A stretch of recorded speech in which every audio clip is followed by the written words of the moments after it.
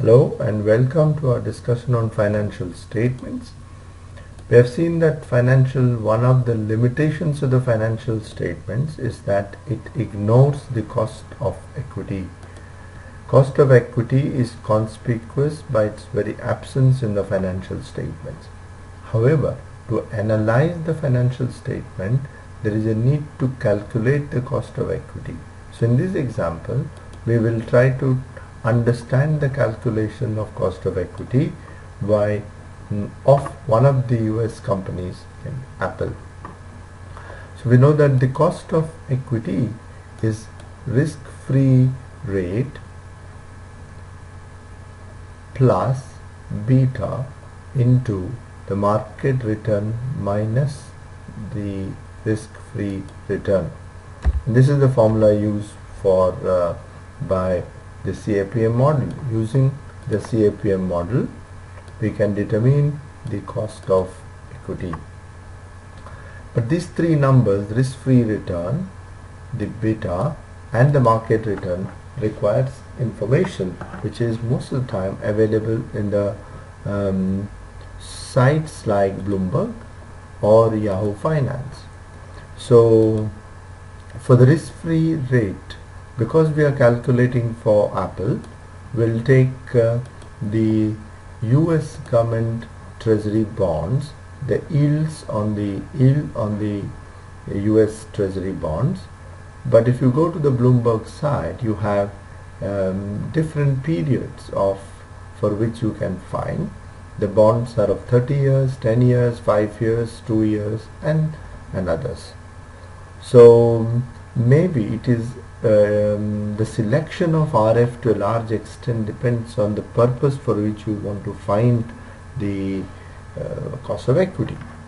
But very popular, normally in the class discussions, we take 10 years bonds. So therefore 2.59 is the yield for the 10 years bonds. So 2.59 derived or given, collected, compiled from the Bloomberg site. Now we need to find beta. Beta can also be determined or can be picked up from the available sources, but it is better to understand and derive it ourselves. Beta is the volatility, reflects the volatility of a return of a particular script with respect to the return on the market. Maybe we can take the index like S&P, if it is S&P 500, if we are taking US stock. So to calculate the beta, we need information.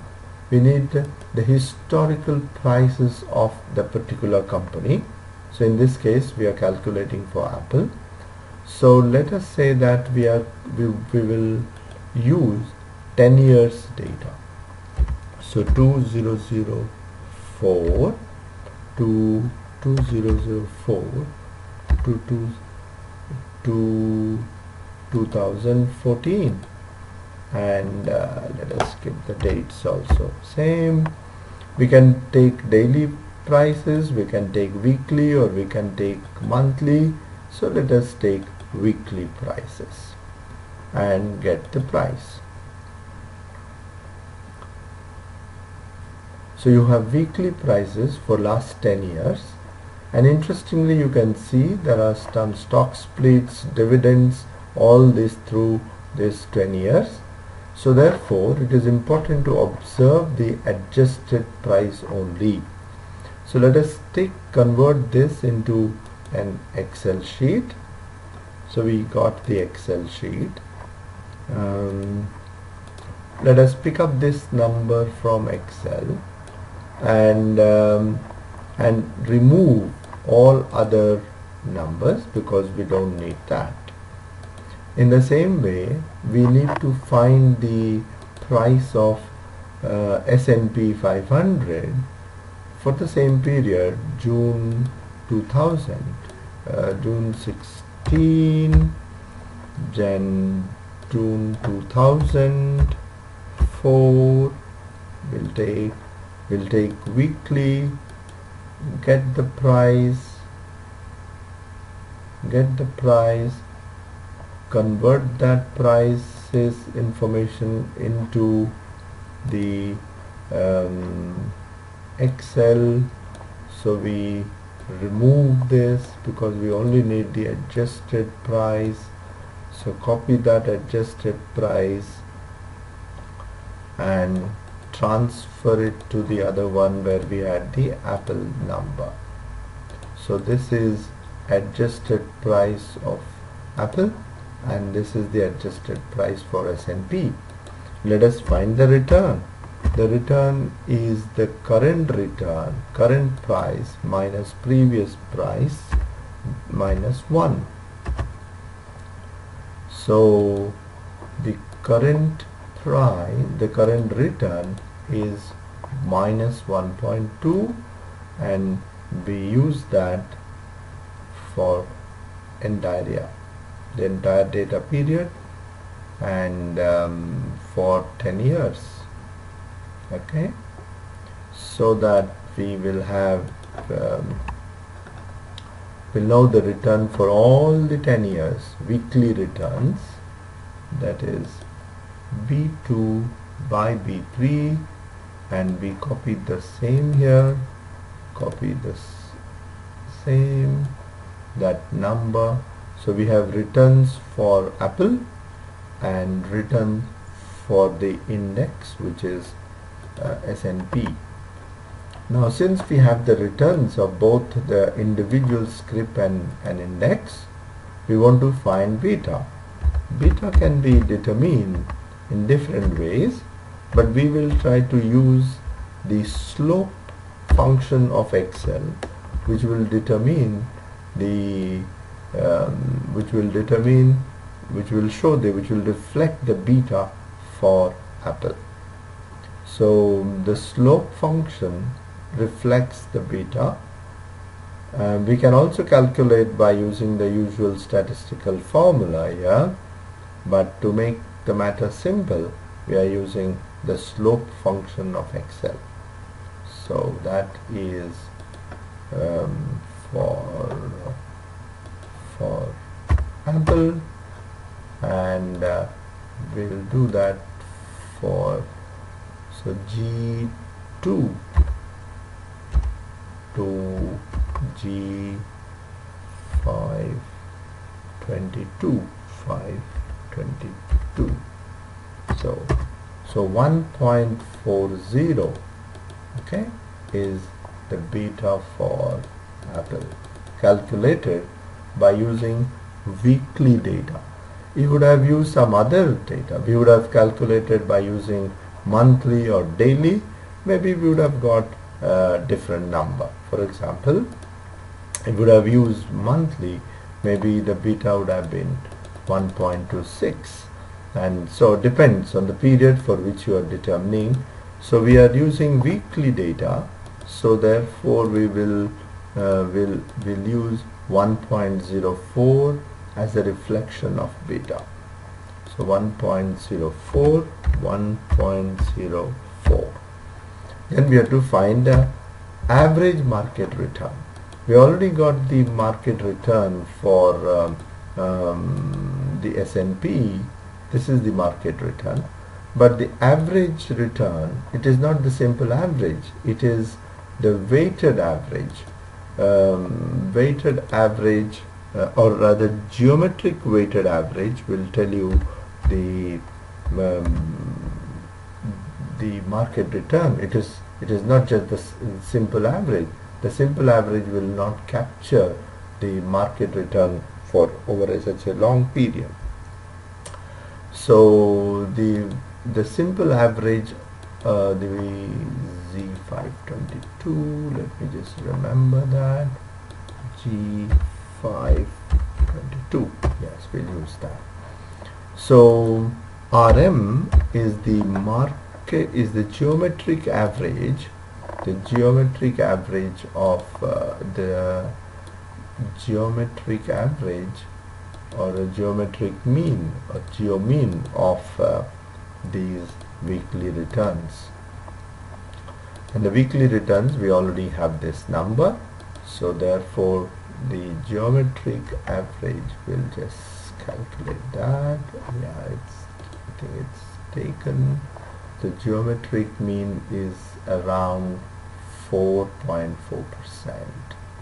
So that is 4.4%. So that is the market return. And so we'll put that here.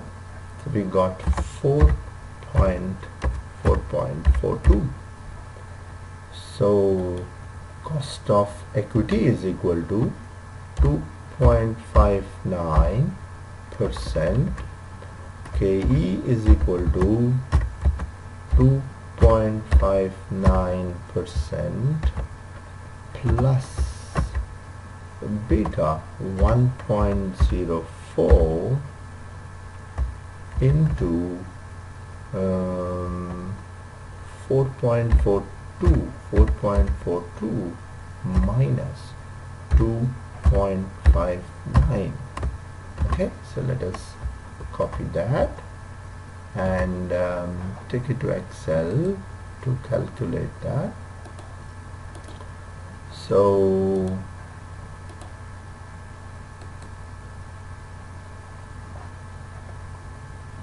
okay, so we have to be careful.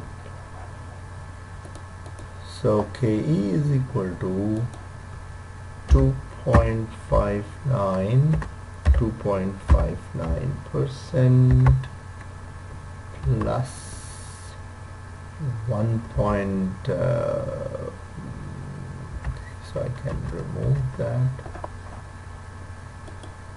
Okay, paste, remove this one, then you have equal to, this is 1.4, this is percentage, this is percentage, so that it becomes easy. So we have the cost of equity is 4.4. It's not possible. Yeah. 2.59 plus 1.04 into 4.42% minus 2.59%. Okay, so therefore let me convert that into percentage.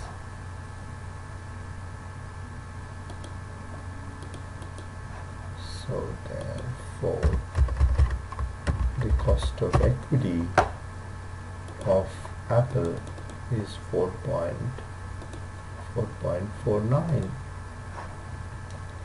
The cost of equity is equal to 4.49%. So cost of equity determination requires the risk-free rate, which we got from the Bloomberg, beta calculated as the slope function of by using the slope function and using the adjusted price of Apple and the corresponding index. Then the market return is the geometric mean of the market returns, and so cost of equity is RF plus beta into RM minus RF, which is 4.49. However, one has to be careful. The result depends on the period that we are using to determine beta or the market return. Thank you very much.